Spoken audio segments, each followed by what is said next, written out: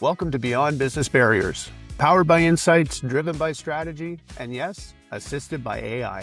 I'm your host, Roy MacEwen, and today's episode is part of a special series where we sit down with industry leaders to dig into what's working, what's not, and what the future holds. I am excited today to have Neal with me today. And why don't you start things off, Neal, with a brief introduction of yourself and to our listeners, your position, your company, and how the listeners can find you. Well, hello, Roy. Thank you so much for having me today on the show, and I'm really glad to be spending time with you and your listeners. So my name is Neal Stimler. I'm the president of Stimler Advantage, which is an executive management consulting firm based in the capital region of New York State in the United States.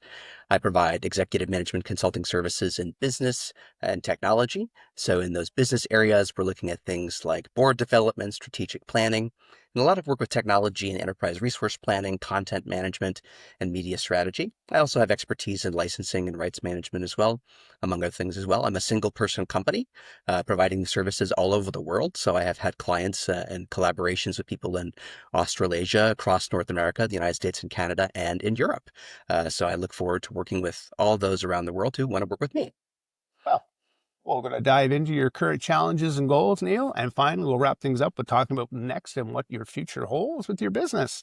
So let's see if we can keep our listeners on the edge of their seats for the next 30 minutes. Are you ready, Neal? I'm ready. Well, can you tell us a bit about your current role and what you're looking for right now and how it fits into Neal's bigger picture? Sure. So, as I mentioned earlier in our introduction, I'm the president of my own executive management consulting company. So, I'm actively working with clients across various sectors and industries to provide solutions to their problems. I typically work with 3 to 5 clients a year. I'm looking for really boutique, focused, visionary leaders to work with and solving big problems for them. So, the problems that I try to solve for folks typically last in different periods of time. It could be 1 to 3 months, 3 to 6 months. If it's a really big project, maybe 6 to 9 months. But I'm here to help them get through a transformational period, move to the next platform of possibility, and help them grow in new directions. So let's say, what does a typical day look like for you? If it did exist, what would a typical day be? Well, I do have a bit of a routine, I would say, every morning. So as I mentioned before, I am in communication with people all over the world. So typically when I wake up in the morning, I may have a message from another part of the world, maybe Europe, maybe Australasia. And so I might have a LinkedIn message. So I might see some of my colleagues and friends sharing their content with me, sharing requests on social media. So I might start my day looking at LinkedIn, seeing what's happening with my colleagues and friends, looking at that opportunity. I, of course, read the business news every day. So my focus is really on technology, but also on business news and how I can work with people. And then typically I have a client project. I'll get started right away on that and immerse myself in that project, get stuck in, as one would say, and try to move through those projects in our timeline and scope. And I also enjoy throughout the day doing some learning. So I make a dedicated effort to do some time developing my capacity with new skills, spending time on platforms like Coursera and LinkedIn Learning or other certification programs so that I can constantly up my game and improve my skill set to help people. So what's intriguing? You said you take time to learn. We all love to learn. It's Mhm. the retention part I have an issue with, but Mhm. I like to learn. So Well, what's challenging you right now? What's intriguing you? Well, of course, AI is certainly very interesting for many of us around the world. We're seeing the growth of the technology, but also the balance of the regulatory frameworks that are coming forward. So for businesses, it's that balance of risk and reward, making sure that we're managing that appropriately. I'm continually interested in the impact of the metaverse, although this term has gone in different popularity trends, but the influence and rise of game engines, the influence and rise of mobile technologies, really powering and influencing so many aspects of customer experience and journeys for businesses and making sure that we're well positioned to focus on those things. I'm also, on a personal note, a huge fan of baseball in the United States and really enjoy that game. And it brings me a lot of joy thinking about the strategy with that too. So for fun, I keep up with my baseball scores. Oh, and there's lots of data in baseball. People Oh, don't yes, lots of realize it. statistics. I Yeah. believe it's the sport that holds the most statistics. There's So certainly a lot to learn, and you're always surprised when you read the news. Oh wait, I didn't even know that was a stat that could exist. So yeah, it's it brings you some. At least it brings me joy. absolutely. You have to have that in your day. So, what major challenges or trends are you seeing in the industries right now? Well, I think for several years we've seen a lot of instability in the marketplace, which has really been challenging for many businesses and organizations of all sizes and sectors. So, a lot of the focus that I try to keep myself abreast of, but also help others with, is really dealing with our times of permacrisis, where there's multiple threats happening at the same time. These could be public health and safety, they could be security, they could be the stock market, it could be business trends, diplomacy, policy. There's a lot coming at people every day. So, being ready and resilient to face those challenges, I think, is a really important mindset. And something that I always stress to people that I'm speaking with is we all have to keep working together. We all have to keep moving each day. And so if we can put our energy and our goodwill and our intentions towards those efforts, I think we can see a lot more success day to day in our personal lives and our business lives with that attitude and openness. So that's something I try to really focus on as well. In terms of other challenges and trends, I think we're seeing that there's a continual need to emphasize digital transformation. So I think one of the things that I learned in the pandemic from clients that I experienced, but also that I continue to see, is that there was, I think, a misperception that digital was a short-term fix for the global pandemic, but really this involves continual investment and a continued transformation from those business processes and workflows that were more analog-based, that were more place-based, into things that are more resilient and dynamic and responsive to change. And one of the messages I always want to share with my clients is, you never want to be closed, right? So whatever that force of nature is, or whatever that force of circumstance is, how do you keep connected to your customers? How do you keep your energy moving as an organization so that you're not in a position of less constraint? Yeah, that's all about moving forward. Absolutely, the positivity, the progression versus the regression. People like to focus on the past of what went wrong, and well, no, let's just solve this and move forward. And here's my solution to the problem. No, I was always a believer in, don't come to me with a problem. Come to me with a problem and a solution, and that's Exactly. move forward. Well, and I think it's so important to encourage people when you're working with them on a client basis is, we're going to do our research. We're going to study. We're going to scout. We're going to survey. We're going to start. That's my 5S's framework. And then we're going to do something, right? So the most important thing is, of course, you want to be well prepared, but then it's doing something, right? And learning from that, having an agile approach, a responsive approach that moves, that tests things, that tries to improve, and having that spirit of the desire to improve, I think is just very important for any organization. Absolutely.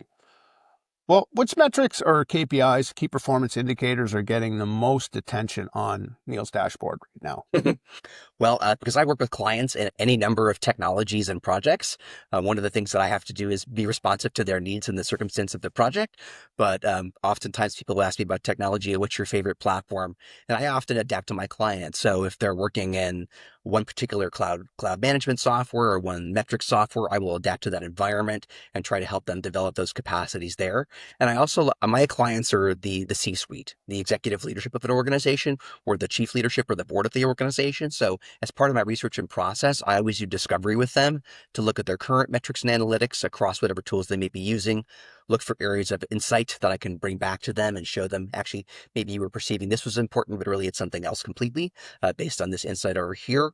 And we try to also improve what new metrics we can track. And then one of the biggest things that I focus on with metrics is, a lot of people will begin a project and think about, well, I just have to complete the tasks of the project and that's my goal. And they may forget to set up the analytics and reporting from the start of the campaign. And then when they go back or try to go back 6 months or a year later to really understand the impact, oh, they just didn't turn on the dashboard, or they didn't plug those KPIs or metrics in from the beginning. And so they missed that long tail of impact. So that's really my approach to KPIs and business intelligence. And it's something I bring to every project. And with your ability to be diversified in that aspect, Mhm. has that ever affected the growth strategy or your business model? Well, as I like to say, I'm just trying to be an enoughaire. My goal is to help my clients conscientiously, with thought, purpose, and integrity, to the best that I can, and accomplish the goals within the scope of the project. So, my growth strategy is to be sustainable, dynamic, and resilient, which is how I approach helping my clients, and that's really my goal. Now let's talk about things from a different angle. Now, you said that how many clients would you like you usually hold? Mhm. How many do you have right now? Like I that you like to typically you're comfortable with and what you focus on? Yeah, I Because typically work with 3 to 5 a year. So I'm just looking for really powerful executives that have a strong sense of purpose and vision, that know there's an issue in their organization. And usually it comes down to two pathways that people come to me.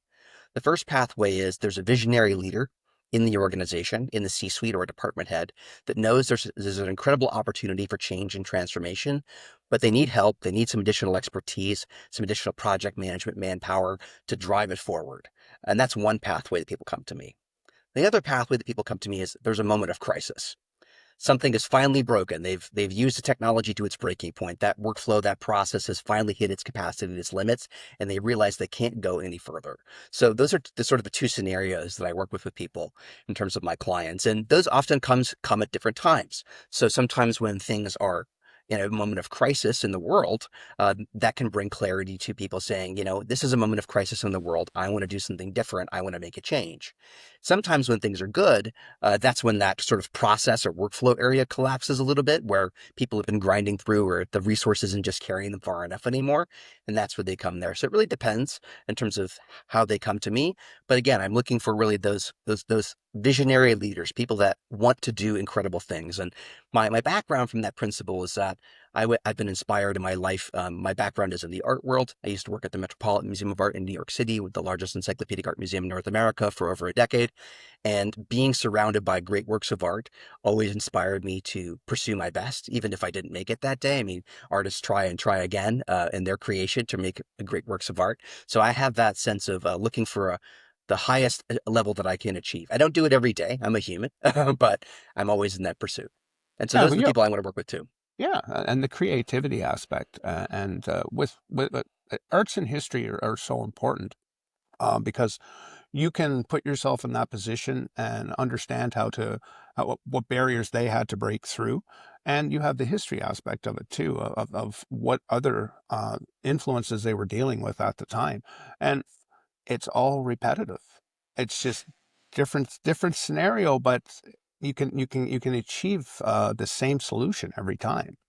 Right. I mean, I think I agree with you, Roy, that history and art are very valuable to me in my life for sure. And I think for others and for business owners, that's actually really important as well. So depending on the age of your company, if it's a younger company or a new or an older company, knowing your own history is very important as an organization. So if you're a 100-year-old company or 50-year company or a startup, knowing your context, knowing where you're situated is really valuable. If you do have a company that is of longer history and value, making sure you know where you came from and how that applies to where your brand is positioned today, your position in the marketplace, but also the value and the assets that you built up over time is super important.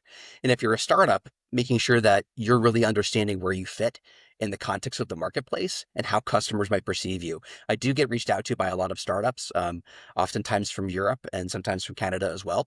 And people approach me and they've come to me and say, I've got the solution to this problem in the industry. And I will talk to that founder and I will say, well, are you aware of the 10 other companies that are already competing with you on this? Have you done your market research? Do you know how much capital do you have to invest to grow? Can you really afford to compete with them in a year? What's your strategy to deal with that? And for my clients that are more of a legacy businesses, I try to make them aware of, are you aware of these new technologies? Are you aware of competitors that are emerging in the marketplace? Are you moving fast enough, but also strategically enough to grow and compete with new technologies and how customers want to interact with you? So it's a balance of perspectives. Perfect. Now, can you share? I don't know if it's your trade secret or not, but what's working really well in your business right now? What makes things work for you that makes you uh, successful? Well, I think what works well for me is my own determination and will to get up each morning and do my best. I'm a very self-driven, self-motivated person. And so the fact that I have that wellspring of energy and aptitude and enthusiasm is something I draw upon every day to operate my business.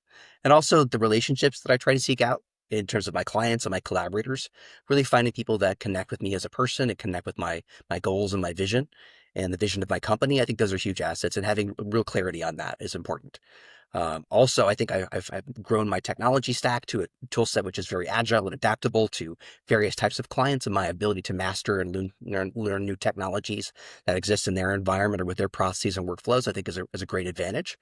And then my ability to continue to communicate with folks like we're doing on the show today, also through my writing, which I do on my website, LinkedIn, and other websites. So that thought leadership, I think, is an important exercise as well. I also value the work that I'm doing in person as well, with peer-to-peer networking groups and business groups, where I try to find like-minded business owners and entrepreneurs who inspire me, who can give me critical feedback that's thoughtful and helpful, and a chance to reflect on what I'm doing. So I think all of those add value to the work that I do every day. Perfect. I can't argue with that at all. Mhm. That's a great follow up. So now looking ahead, let's. I mean, we can only guess as to what our future brings, but where would you love to see your business in the next 6 months?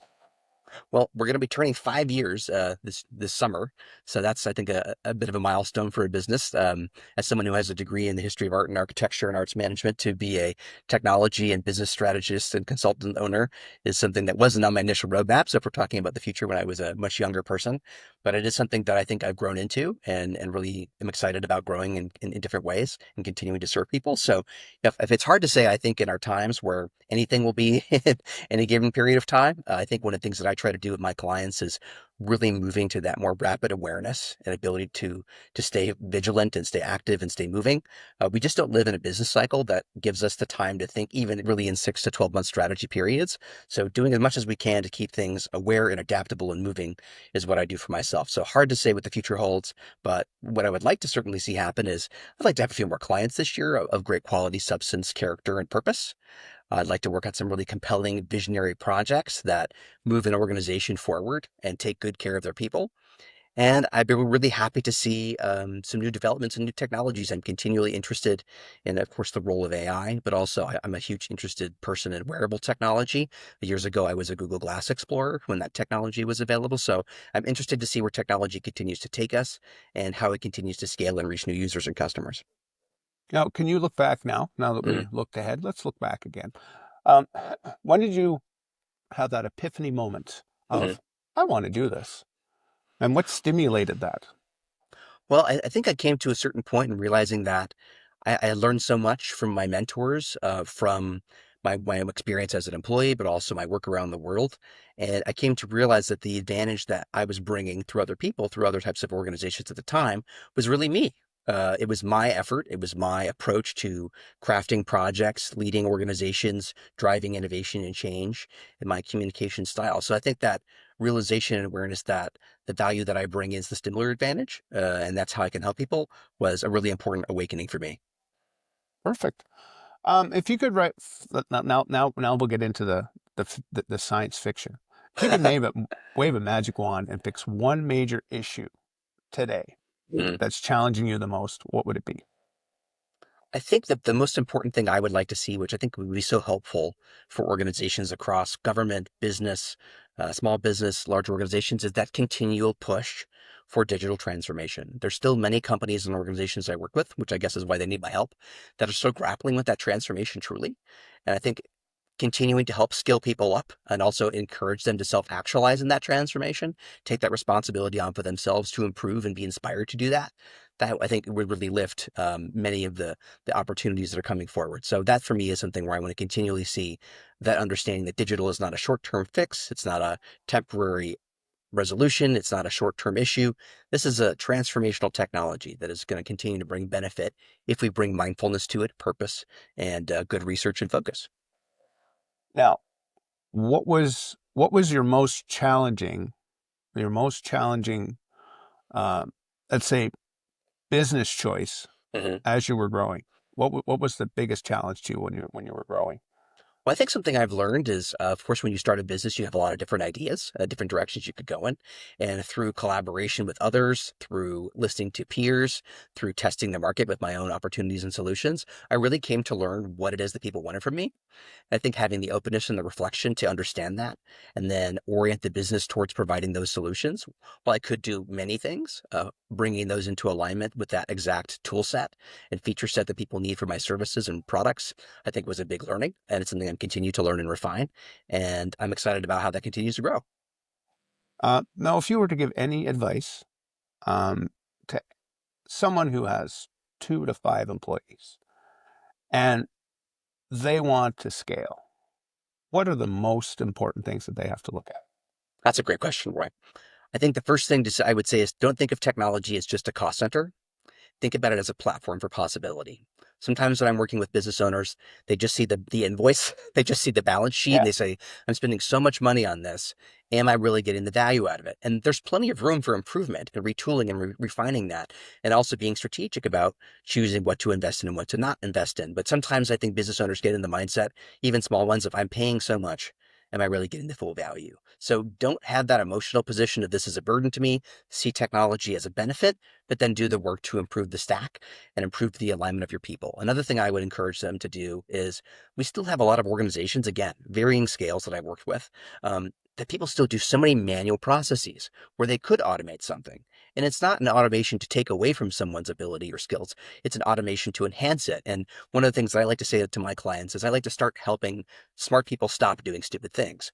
What I mean by that is if they don't have to manually re-enter data 5 times into something, if we can create a form or a connector or an API call that resolves that work for them, that means you're the capable human that you've hired is empowered to do more for your organization, can help them grow, can help them better serve customers and clients, can do that creative thinking they need to do. So take that time to invest in it. Sometimes it's hard as a business owner because you're just struggling through the day-to-day of your process, your workflows, and providing your services and products. But it's really important to have that strategic mindset and awareness. That's something I would also really encourage those small business owners to do, as well as make the time and connect with the people that inspire you to think creatively, strategically, and tactically about improving your business. That's the right thing to do for the business. It's the right thing to do to take care of your people, and it will keep you more inspired and moving forward. Now you said that this is your fifth anniversary coming up. Mm-hmm. Um, you've encountered other businesses and people within your network. Mm-hmm. They've probably diverted or just didn't succeed. Mm-hmm. Um, with one of those examples, what did you see? Could you foresee that it was coming? Well, I mean, I first have to acknowledge that my business has continued to survive and thrive for many reasons. But first, of course, I have to acknowledge the gratitude in my life for my family and my friends, which I think is also really important. I'm sure that on a personal level, the business owners as well as the people in your life, the people that are around you, that bolster you, that cheer you, that support you, huge source of gratitude for me in my life, and I would encourage other business owners to draw on that as well. It's a gift they have in their lives as well. In terms of seeing other organizations that have struggled, if people do reach out to me about that and they want my help, I try to inspire them forward. Look, the human experience is difficult. There are so many things coming at us every day. I wish nothing but success for business owners that are starting up. They're trying to own a business, that are trying to take care of their families. Running a business is hard. Trying to take care of your family, trying to be a meaningful contributor in your community and in the economy is hard. And so I try to find opportunities where I can support people if they have that interest to go forward with me. And if I can give them some support, I try to do that. And then I've got to get back to the grind that I have to face. So it's that balance of perspective of encouraging others to continue to succeed, even in the face of their challenges. And I think it's important for those business owners that are trying to struggle through something is you're doing your best, keep up at it, keep going. And I'm a huge, as again, I mentioned before, a baseball fan. So, in baseball, if you're a 300 hitter, you're an amazing hitter. It means you get a hit 3 out of 10 times. So, I look to metaphors in my life, history, art, baseball. I also enjoy poetry that inspire me to keep going in the face of adversity. And whatever that is for that person, find those sources of inspiration to keep going. I can tell that you are a huge baseball fan. I am. Your face lights up when you. So who's your team? Well, I've lived in different parts of the United States, and of course, different communities have their different teams. So I grew up with the Cleveland baseball team. And then, of course, I have lived in New York City for a significant part of my life, so was aware of the Mets and the New York Yankees. Growing up in Ohio in the Midwest, I was also aware of the Pittsburgh Pirates and the Cincinnati Reds. So I follow 5 or 6 different teams. I am also a huge fan of minor league baseball, which is the development stages that go through the game, and also what we would call independent baseball. So there are independent leagues that I'm a fan of as well. So what I really enjoy doing, I go to the games in person. I also listen and watch online, but I like to, I really like to root for the team and want those players to succeed because it's hard, it's, at least they have a public cheering gallery. If you're Exactly, at the stadium, you exactly. can offer support, and it's hard to do what those people do, just as it is for in many other walks of life, in a really important ways, like healthcare workers and members in our armed forces and people that are doing emergency services, right? So rooting for people that are trying to do their best under difficult circumstances is something that I try to connect with in positive ways. And I think that when they do succeed, you kind of feel that for them too, and that Absolutely. gives. And so you're a baseball fan. You're not a team fan. I'm a fan of the game. You're a fan of the game, Yep. and that's as I was bringing up before there regarding the Mm-hmm. importance of history, because Mm-hmm. a lot of historical value is passed on through sports and into our society. Absolutely. And everybody understands how hard it is to do something, and to find an analogy that someone else can relate to is sometimes really hard. But when you Yep. do find it, that's that perfect moment when that's the commonality we share, and we Well, can build from there. and to follow up on that point, I used to give public tours at the Metropolitan Museum of Art when I worked there in my earlier career. And I would always ask the people that were coming on the tour, what do you like? What do you want to see? And if they knew, if they were passionate about something, if they said they were passionate about landscape painting, they were passionate about decorative arts or ceramics or tapestry, I would always try to orient my solution towards their excitement and their needs as best as possible. Adding in context and showing them different points of view, other works of art. But I always like to start with what makes you happy. What makes you feel good about what we're doing, and how can that fill the rest of your day? And that's the same approach I try to bring with my consulting projects. Is what's something that already makes you feel good about what we're doing, and how can we build on that? How can we help that energy, that positivity, that enthusiasm grow throughout the whole initiative so that you feel good on this on the other side? Some of these projects that I guide people through are very complex. Sometimes we're talking about data sets and millions of assets, and billions of impact in terms of metrics people view. And so these are very complex projects. And so sometimes, like all of us as humans, things can get stale, things can get stuck, you get tired of it. But really keeping that positive energy and that momentum is so important, and keeping that focus on what's the positive outcome here. Yes, we're going to face challenges. Yes, we're going to have obstacles. But a lot of this is our goodwill and intention that can help us overcome these things. Well, isn't that the most important thing about a game? You win the game. Everybody Exactly. loves to win. It's not just for fun. It's They not just do, for but you profit. don't always You win though, like to right? win. You don't always win though, right? And even in the losing, Yeah. sometimes there's winning. And what I mean by that specifically is, whether it's as an artist or as an engineer or as a designer or a creative person or a computer code developer, the things you learn from the mistakes, from the things that break, that don't play out, teach you how to improve the next time. If everything was perfect the first time, although that we always strive for the best possible outcome, our ability to grow and to learn would be more limited. So I think there's a lot of benefit in that grind and trying. Of course, we want to spend less time grinding and more time succeeding. And part of the work that I do is try to help organizations do that. But at the same time, I also don't want them to feel defeated if they hit an obstacle, that it's not overcomable. Perfect. Perfect. I said perfect 9 times now. That's a good positive, good positive word. I like that. Perfect. Well, this has been a great conversation, Neal. I thank you again for being so candid and thoughtful. Once we wrap the series up beyond business barriers, I'll be putting together a summary of key insights from all across our guests, and I'll definitely send it your way. So, thanks for spending 30 minutes with us today, Neal. I greatly appreciate it. Well, Roy, You have thank yourself you. a wonderful day. Thank you. And really, I want to encourage all of your listeners to continue engaging with you and supporting your work. Hey, fantastic. And I too believe in you because you're very positive. We like to see that. Thanks, Roy. Take care, Neal. Take care, Roy.